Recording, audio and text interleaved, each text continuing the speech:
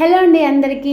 ఇంట్లో ఏదైనా special day కానీ లేదా మనకి అప్పటికప్పుడు ఏదైనా స్వీట్ తినాలనిపించినప్పుడు కానీ మనం ఎప్పటికప్పుడు చేసుకునే స్వీట్ రెసిపీ అంటే గులాబ్ జామ్స్ అనమాట. నేను మా పాప బర్త్డే స్పెషల్గా ఇంట్లో గులాబ్ జామ్స్ చేశాను. అది కూడా షుగర్ బదులుగా బెల్లం పౌడరు యూస్ చేసి నేను ఇక్కడైతే గులాబ్ జామ్స్ చేశాను అనమాట.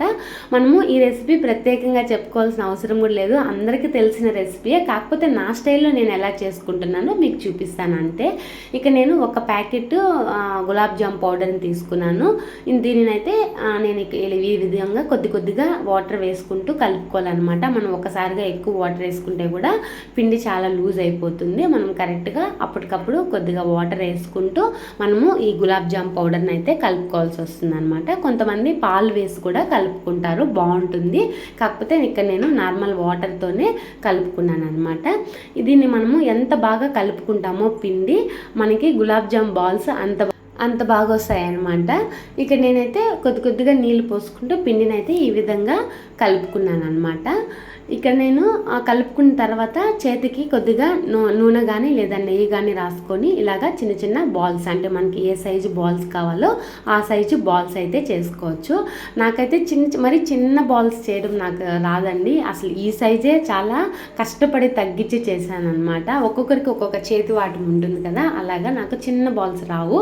కొద్దిగా పెద్దవిగానే చేసుకుంటాను, కాకపోతే కొద్దిగా తగ్గించి చేశాను అనమాట. అంటే చిన్నవిగా చేసుకుంటే మనకి మంచిగా సిరప్లో బాగా నానతాయి కాబట్టి తినడానికి చాలా బాగుంటుంది.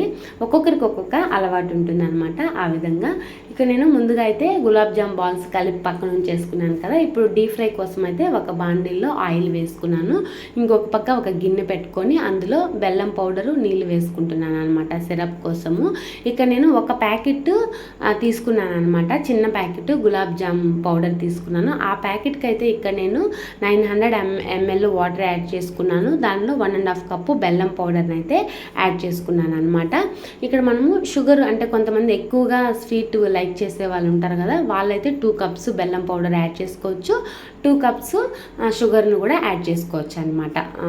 ఆ తర్వాత ఇక నేను డీప్ ఫ్రైకి ఆయిల్ వేసుకున్నాను కదా, ఆయిల్ బాగా హీట్ అయిన తర్వాత మంట తగ్గించేసుకొని ఆ తర్వాత నేను చేసి పెట్టుకున్న గులాబ్ జామ్ బాల్స్ అయితే ఇందులో వేసుకున్నాను అనమాట. ఈ విధంగా మనం వేసుకోవడం వల్ల ఏమవుతుందంటే లోపల వరకు కూడా మంచిగా ఫ్రై అవుతుంది అనమాట ఆ బాల్. అదే మనము హీట్ ఎక్కువగా ఉన్నప్పుడు మంట పెద్దగా పెట్టుకొని వేసుకున్నట్లయితే మనం ఆయిల్లో వేసిన వెంటనే కూడా కలర్ చేంజ్ అయిపోతుంది, లోపల కూడా మంచిగా ఫ్రై అవ్వదు అనమాట. ఓన్లీ బయట వరకే కలర్ చేంజ్ అవుతుంది, అంత బాగుండదు, పచ్చిగా ఉంటుంది. అందుకోసం మనం ఎప్పుడైనా కానీ గులాబ్ జామ్స్ చేసుకున్నప్పుడు మంచిగా ఆయిల్ హీట్ అయిన తర్వాత కొద్దిగా స్టవ్ మంట తగ్గించేసుకొని ఆ తర్వాత బాల్స్ వేసుకొని సన్న మంట మీద మనం ఫ్రై చేసుకున్నట్లయితే మనకి చాలా బాగా ఫ్రై అవుతాయి, తినడానికి కూడా చాలా బాగుంటుంది అనమాట, లోపల పచ్చిగా లేకుండా. ఈ బాల్స్ నేను చేసుకునే లోపల ఇక్కడ బెల్లం సిరప్ కూడా రెడీ అయిపోయింది అనమాట. ఈ బెల్లం సిరప్ని మనం కనీసము ఒక 20 మినిట్స్ పాటు నేనైతే మంచిగా ఈ విధంగా ఉడికించుకున్నాను అనమాట. ఆ తర్వాత దీన్ని స్టవ్ ఆఫ్ చేసేసుకొని ఒక 2 మినిట్స్ అలాగా దాన్ని వదిలేసేయాలి. ఆ తర్వాత మనము చేసి పెట్టుకున్న గులాబ్ జామ్ బాల్స్ని ఇందులో యాడ్ చేసుకోవాలి. ఎప్పుడైనా మనము బెల్లం సిరప్ కానీ లేదా షుగర్ సిరప్ కానీ చేసుకున్నప్పుడు మనం స్టవ్ ఆఫ్ చేసి ఒక 2 నిమిషాలు అలా ఉంచేసి ఆ తర్వాత మనము బాల్స్ని ఇందులో యాడ్ చేసుకుంటే మంచిదండి. మరి ఎక్కువగా హీట్ ఉన్నప్పుడు పొంగేటప్పుడు మనము ఆ బాల్స్ని అందులో వేసుకుంటే కూడా అంత బాగుండదు.